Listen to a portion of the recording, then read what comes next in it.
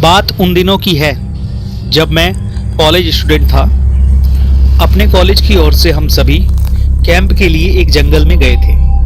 हालांकि ठंड थी, अतः रात में हम सबने पूरी रात कैंप फायर के साथ डांस करने, गाने आदि का प्रोग्राम तय किया।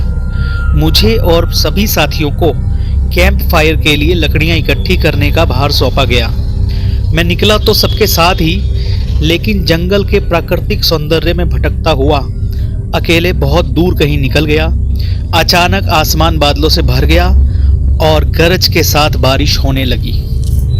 बादलों के लगातार गरजने से मैंने पेड़ के नीचे खड़ा रहना मुनासिब ना समझा।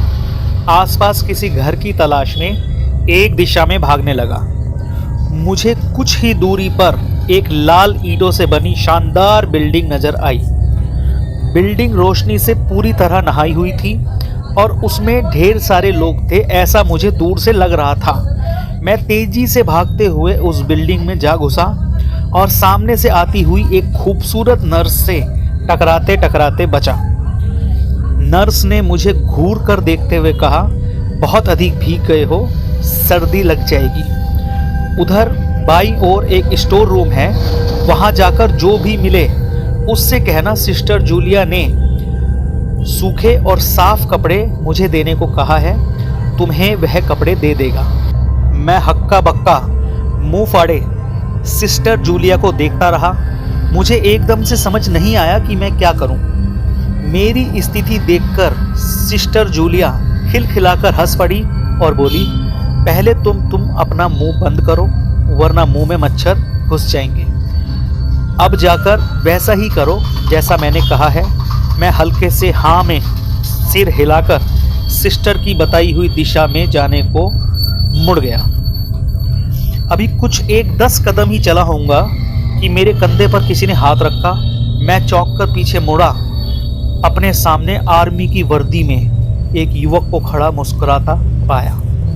मेरे चेहरे पर आश्चर्य का बादल अपना घर बना चुका था, जिसे देखते ही युवक को हंसी आ गई। उसने धीमे किंतु दृढ़ स्वर में कहा, मैं कैप्टन विनोद हूं और यह हमारे देश का आर्मी हॉस्पिटल है। कैप्टन विनोद की बातों ने मुझे आश्वस्त किया। मैं धीरे धीरे सामान्य हो गया और मैं कैप्टन विनोद को सिस्टर जूलिया की कही बातें बताने लगा। सुनकर कैप्टन विनोद के चेहरे पर रहस्यमयी मुस्कान फैल गई और वे बोले, तो सिस्टर जूलिया से मिल चुके हो? जी, क्या मतलब आपका? कुछ नहीं, चलो मैं तुम्हें सूखे कपड़े देता हूँ, चेंज कर लो, नहीं तो सच में सर्दी लग जाएगी। और मैं कैप्टन विनोद के पीछे एक बड़े से कमरे में पहुंच गया, जहां चारों ओर हरे रंग के पर्दे लगे हुए थे। एक और बड़ा सा बेड पड़ा हुआ था, सामने एक सोफा था, बीच में एक टेबल था जिस पर 2 गिलास और एक बड़ी बोतल ब्रांडी की और 1 या 2 पत्रिकाएं पड़ी हुई थी। कमरे के कोने में एक बड़ी सी अलमारी थी, जिसमें से कैप्टन विनोद ने एक आसमानी रंग का कुर्ता पैजामा निकालकर मुझे दिया और कमरे से लगे बाथरूम की ओर इशारा किया। मैं बाथरूम में कपड़े चेंज करके जैसे ही निकले, मेरी नजर बाथरूम की एक दीवार पर पड़ी। वह खून के छींटों से भरी हुई थी। ये देखकर मैं घबरा गया और जल्दी से बाहर निकलने को मुड़ा कि बाथरूम में लगे आईने में खुद को देखकर चौंक गया। आईने में मेरा पूरा शरीर तो नजर आ रहा था, लेकिन मेरे शरीर से मेरा सर गायब था। अब मुझे डर लगने लगा। मैं हड़बड़ाकर बाथरूम से निकल गया। मुझे इस तरह बाहर निकलते देखकर कैप्टन विनोद ने हंसकर पूछा, क्या हुआ? अरे हाँ, तुमने तो मुझे अपना नाम बताया ही नहीं। कहाँ जाओगे? बाहर बहुत तेज बारिश हो रही है। लेकिन तुम जाना क्यों चाहते हो अचानक से? मैं समझ नहीं पा रहा हूँ। कैप्टन विनोद, अपनी बाथरूम की एक दीवार पर खून के छींटों से भरी हुई थी और आपके बाथरूम में आईना भी कुछ अजीब सा है। उसमें मुझे पूरा शरीर तो दिखाई दे रहा है, लेकिन मेरा सिर नहीं दिखाई दे रहा। अब मैं बिल्कुल भी यहाँ नहीं रुक सकता। इन सब दृश्यों को देखने के बाद बारिश में भीगता हुआ अपने कैंप तक चला जाऊंगा जैसे तैसे। कहते हुए कमरे से बाहर जाने की ओर मैं दरवाजे की तरफ बढ़ा, तभी आवाज आई, रुको। कैप्टन विवेक की कड़कती हुई आवाज गूंजी, तो तुमने सब कुछ देख ही लिया? जी हाँ। क्या मतलब है आपका? मेरी आवाज में डर भी भर गया था। मतलब चाहे जो हो, तुम यहाँ से नहीं जा सकते, विनोद साहब ने बोला, जब तक मैं तुम्हें कुछ बता ना दूं। क्या क्या बताना चाहते हैं आप? जो आज तक कोई नहीं जान सका।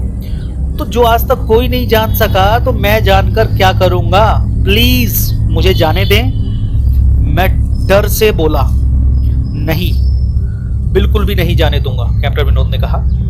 तुम्हें मुझसे डरने की कोई जरूरत नहीं है। सैनिक सबकी सुरक्षा के लिए होते हैं।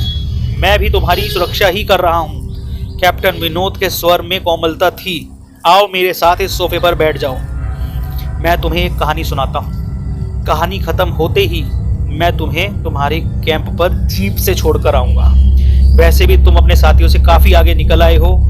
वहां तुम अब चलते हुए शायद नहीं पहुंच पाओगे। कैप्टन विनोद के स्वर में जाने कैसी सच्चाई थी।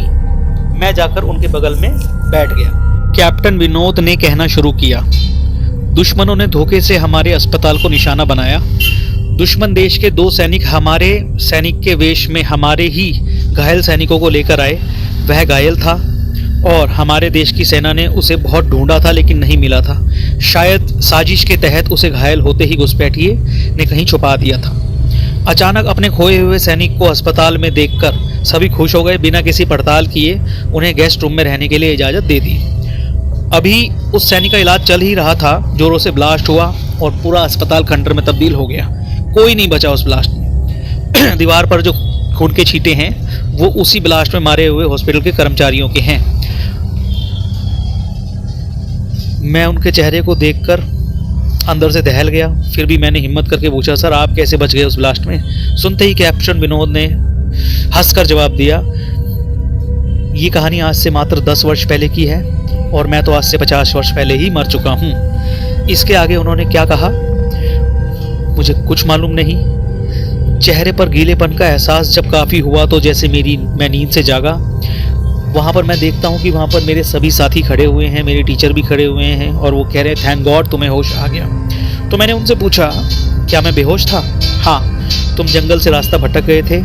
जब हम सभी लौटे तुम नहीं आए तो हम सब मिलकर तुम्हें ढूंढने निकले। काफ़ी दूर जाने के बाद एक जीप आती दिखाई दी जिसमें एक आर्मी मैन तुम्हें पीछे सीट पर सुलाए हमारे कैंप की ओर ढूंढते हुए आ रहे थे। उन्होंने हम सबको बताया, जीप पर बिठाया और कैंप की तरफ छोड़ दिया। हमने उन्हें काफ़ी रोकने की कोशिश की, वो ये कहते हुए चले गए कि अभी नहीं रुक सकता, एक ज़रूरी काम है। जब हमने उनसे तुम्हारे बेहोश होने के बारे में पूछा तो उन्होंने कहा कि तुम खुद ही उठकर बता दोगे। तो हम सब उन सब की उत्सुक निगाहें मेरी तरफ देखने लगी। तो मैंने उनसे धीमे स्वर में पूछा, क्या उनका नाम कैप्टन विनोद था? सर ने कहा हाँ। मैंने सबको उधर चलने को कहा जिधर से जीप आती देखी थी सबने। पहले तो सर तैयार हो गए पर ये विद्यार्थी और मेरे साथी नहीं मान रहे थे। फिर जैसे तैसे सबको मनाया। फिर सुबह होते ही हम उधर की ओर गए। मैंने उस जगह पर पहुंचकर गहरे आश्चर्यजनक दृश्य को देखा। वहां एक अध जला खंडर था जिसके एक टूटे हुए पत्थर पर लिखा था आर्मी हॉस्पिटल।